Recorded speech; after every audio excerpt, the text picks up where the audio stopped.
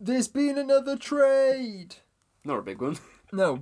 I mean, last time it was Clarkson for Exum, and Clarkson's been very good. I mean, they haven't lost. They haven't lost yet. I mean, that's all it took, Jordan Clarkson, for them to start not losing.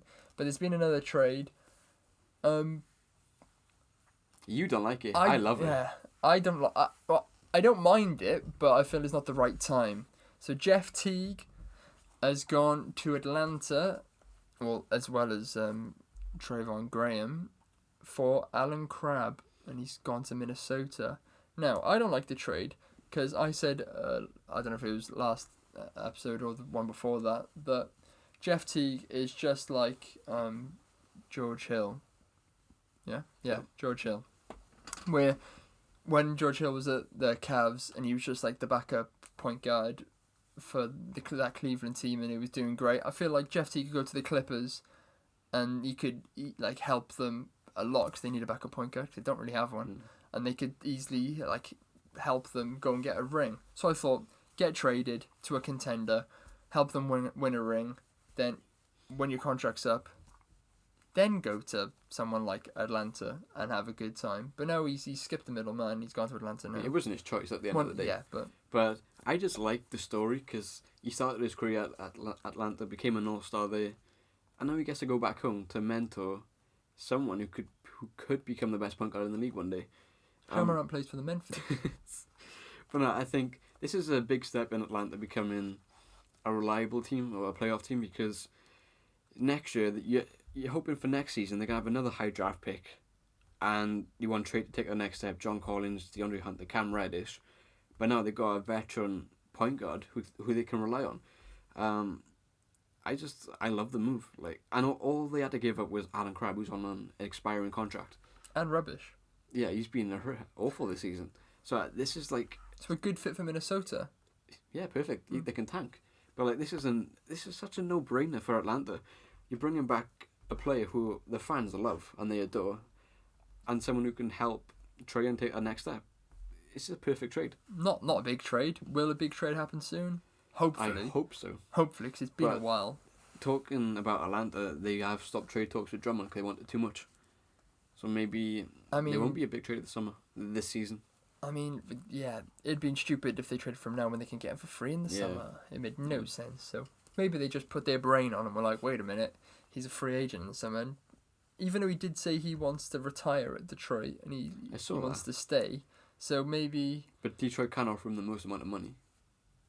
It depends where his heart is. He can get more money at Atlanta or he can stay and retire and never win more than 20 games at Detroit.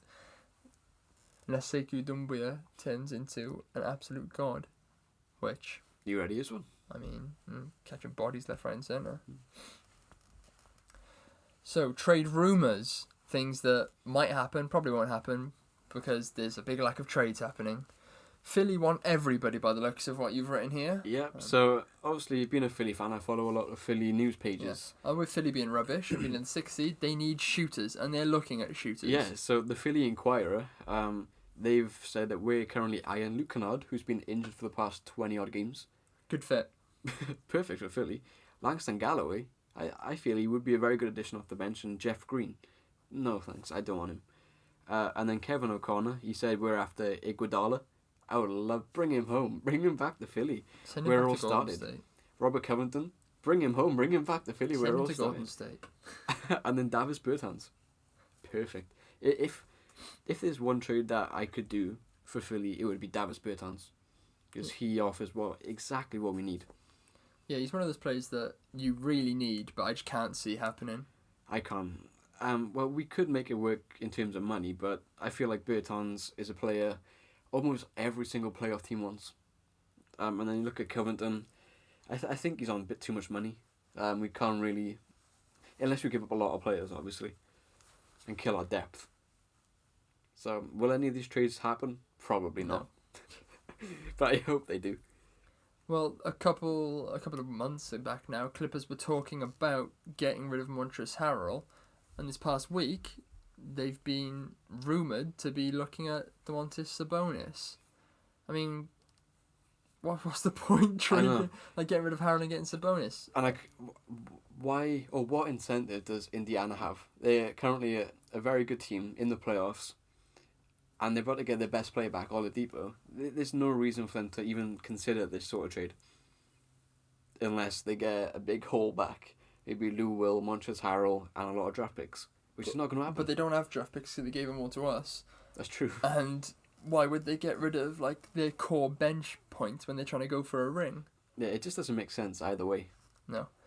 One that's never going to happen, I don't even know why we're talking about it. Apparently the Suns want Dennis Schroeder. Get in the bin. Give us Devin Booker and maybe I'll think about it. Give us Booker and Oubre and maybe I'll think about it. But no. Yeah, when I saw this rumour, I was a bit confused, but then the more I thought about it, the more it made sense from a Phoenix perspective. Because their point guard is Ricky Rubio. They have no scoring point guard, where Dennis would provide that off the bench. But then again, he's been amazing for OKC. I think you would know best. Yes. So there's no reason for OKC to, again, similar with the Pacers, there's no reason for them to even consider this sort of trade. The best German man ever, Dennis Schroeder. And the most exciting trade rumour for a while is the Timberwolves. Well, I mean, it doesn't sound exciting from the get-go, but when you think about the long-term like change of this trade, it is exciting. Timberwolves intensifying their pursuit in D'Angelo Russell. Now, nobody cares about D'Lo going to the Timberwolves. They lose even more games. Yeah. It's just who does the Warriors get? And if they get Rocco, sign up for a championship. If they get Rocco, we might see Golden State get a championship next year. I know I said they would get one this year, but I didn't expect everybody to injure themselves. If they can get Covington, look at their starting five of Curry, Clay, Covington, Draymond, and James Wiseman. Maybe James Wiseman in the draft. That, and I'm sure at that point they could get someone in free agency, like I don't know who, but someone on a cheap to really solidify that centre spot. Nerlens Noel. I mean, who knows? But that would be one heck of a team. 75 wins. Maybe 50. But then again, it depends. How does Curry and Clay come back from these injuries? 75 wins. I mean, you're on record saying 75 wins now. No, I'm not. I whispered it. It's fine. Nobody heard anything.